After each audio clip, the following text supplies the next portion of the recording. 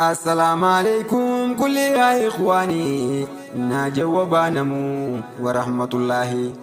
كم تشودانين دفع الحمد لله دامسي خوخنا نادق يا قراني ورن إرماتني كبينيا في أمناني جزاكم الله خيرا تكا في قداني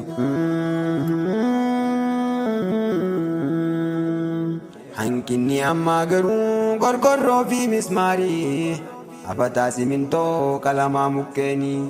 kheyrii isaa maddaa namuu dhiiraa fi dhalaanii keeysa buufadhaa namuu xiqqaa fi guddaanii xumurarra jira masjiidu laksaanii alhamdulillahi galata rahmaanii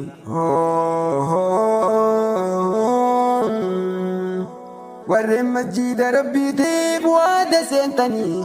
akkuma dagannee bisi yaadachiisuufani akkana jaanii rasuulli dhaamanii sallallahu alaihi wasallam wa'anni jabaadha waadan diigini laa takazzaba alayka soba akkaani dhorkanii mee maal koosiifaa ta'uu yaa obboleessa obboleettii warreen diin rabbiitiif jecha dhamaatanii kunoo tokkummaadhaan kaatanii masjiida jaartanii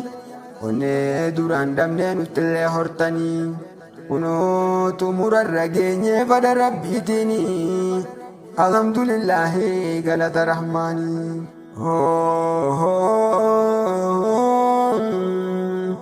yaa warreen sagalee koonaa dhageessan masjiida rabbii meenyurra keessan mee dhaqiitii ilaalii seeni mana keessa achi booda beeytaa maaltu barbaachisa oduu gurraan sahin harkaatuu murteessa dhaqeetiin harkee hawaasaa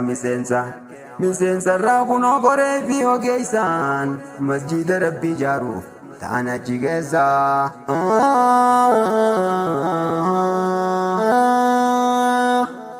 waaniin godhuuf dhabee yaanni na dhamaasaa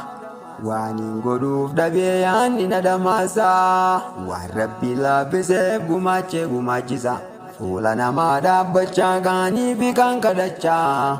waan biraatiif miti mana rabbiitiif jecha